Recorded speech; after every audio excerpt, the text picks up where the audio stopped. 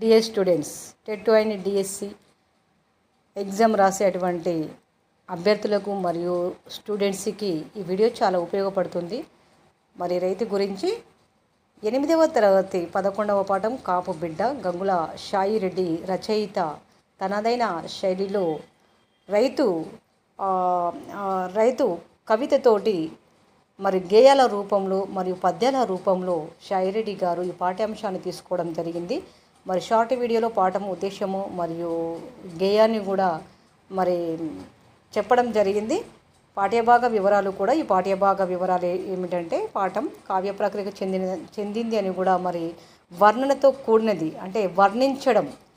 ఈ పాఠ్యాంశంలో ఉన్నటువంటి సారాంశం ఏంటంటే వర్ణించడంతో కూడిన కావ్యం కాబట్టి గంగుల షాయిరెడ్డి రచించిన కాపు బిడ్డ కావ్యంలోని కర్షక ప్రశంస అనే భాగంలోనిది మరి రైతు జీవన విధానం, జీవకారుణ్యం అనేది ఇందులో తెలుసుకోవడం జరుగుతుంది. మరి రైతు అన్నం పెట్టే ప్రజలందరికీ అన్నం పెట్టేటువంటి రైతు కాబట్టి అతని గురించి తెలుసుకోవడం చాలా ముఖ్యము.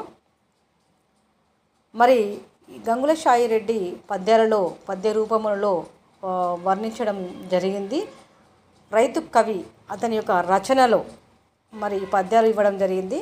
పద్యాన్ని చూసినట్లయితే, మండు వేసవి ఎండ మంటలో గ్రాగుచు బూనిన పనిసేయు మౌనులెవరు, వానలో నానుచు వణుకుచు హలమూని చలియందు దున్నడి సాధులెవ్వరు, రాళ్ళల్లో నడివిల్లో రాతిరింబవలును తడబాటులేనట్టి తపస్సులెవ్వరు, తల క్రింద చేయిడి గులక శిలల పైన వెతలేక నొరిగిన వేతలెవ్వరు, మండు వేసవి ఎండ మంటలో గ్రాగుచు బోనిన పనిసేయు మౌనులెవ్వరు.